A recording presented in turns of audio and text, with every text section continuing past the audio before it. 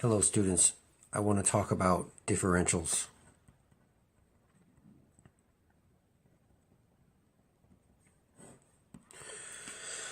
We can just think of differentials as an approximate error.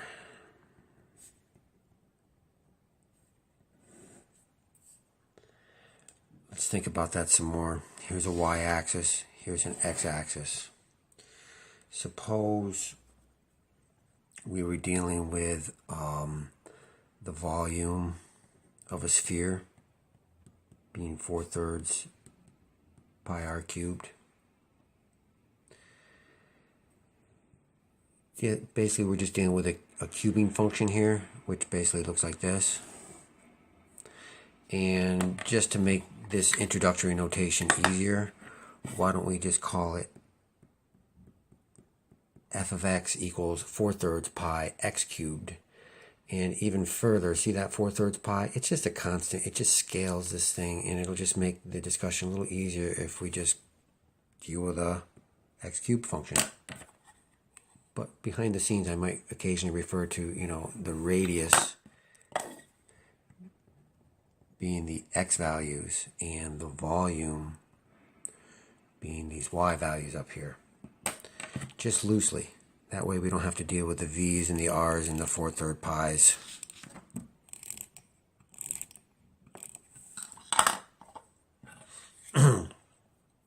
So the deal here is, suppose that we thought we were measuring the radius at some value x, in which case we compute the y value 4/3 pi x cubed, but we're just saying x cubed. So we get our y value x cubed. That's f of x. But suppose that the radius weren't really x like we were thinking, but maybe it was like a little larger or a little smaller by, say, like maybe 0.1. So this would be some little value delta x. So then this value here is x plus delta x. So really then the volume is up here, right? So remember what's happening. We thought the radius was x and we were computing the volume f of x, but in actuality the radius was x plus delta x, so the volume was really up here at f of x plus delta x. See how this part here, this is the true error in your supposition. And that's how much the y value changed by, and we call that delta y. So then delta y is from here to here, right? Delta y. It's how much the y value changed for, and we can think of it as the true error because, and after all, we thought that the radius was this much, and so we thought the volume was this much, when in actuality the radius was this much, so the volume was actually this much. So we had an error there. So the deal here is, rather than compute that error specifically, we're back in the 1600s where computations are a pain, so for some functions it's easier to apply this method of what we call linearization. So at the x value that we thought we were at, we could plant a tangent line on the function, and we see that the tangent, when x went from here to here, this little bit that we were calling delta x, that little horizontal movement, then look, the tangent line changed by this much, right? But that's not delta y, because it's the function that changed by delta y. Delta y is, right? Delta y is here. Delta y is how much the function changed by, but how much did the tangent line change by? Well, remember now, f prime of x, otherwise known as dy dx, measures the slope of the tangent line at x. This is the slope. Slope is often thought of in terms of rise over run. So you could think of this dy dx as saying, when I run dx, and now it's time to tell you that delta x is going to just be interchangeable with dx. We can get, we probably won't really look at the details, but essentially delta x is like a finite little horizontal movement, and when that little horizontal movement goes to 0, then they call that dx. But they're really interchangeable. Dx and delta x are interchangeable. They're the little horizontal movement. The run, see, the run right here in our slope, rise over run.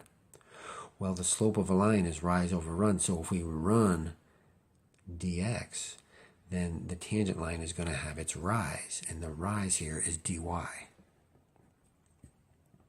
So when we went from here to here for the x value, that little error, the tangent line changed by dy, the function changed by delta y. The deal here is, if delta x were small, then dy is going to approximate delta y. See, like, look, if delta x were even smaller, then see how the change in the tangent line would have been very, very close to the change in the function. Small is a notion we have to get to in the relative error, which we'll talk about after one or two more videos. So the deal here is then, we want to say that we want to approximate the true error by the approximate error.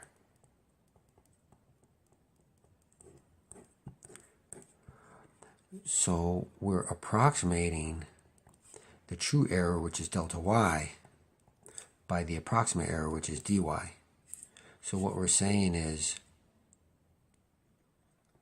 delta y approximately equals dy.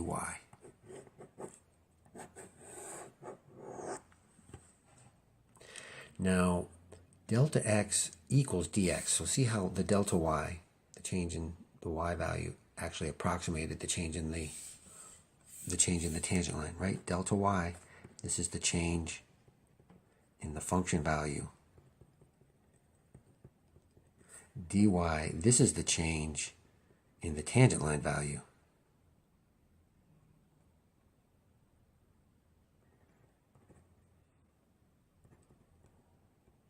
Gosh darn it. I don't know what I was trying to write there for a moment. This is the change in the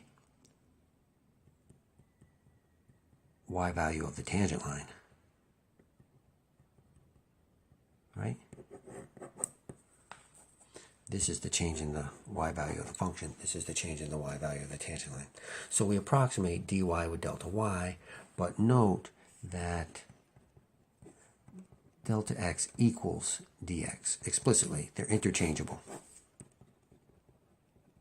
And that's not going to change in this game. So once we've got this out of the way, then we've got our true error, we've got our approximate error.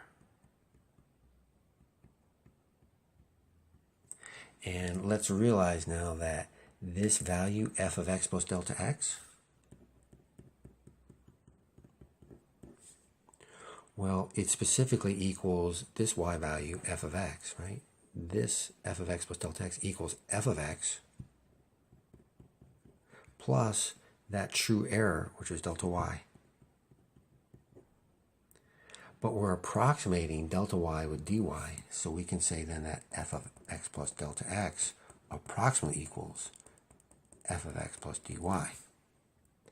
Now all we got to do is go up here and look right here where the derivative f prime of x equals dy over dx.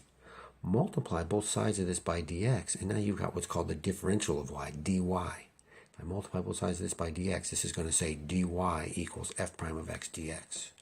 So this dy I'm going to replace with f prime of x dx.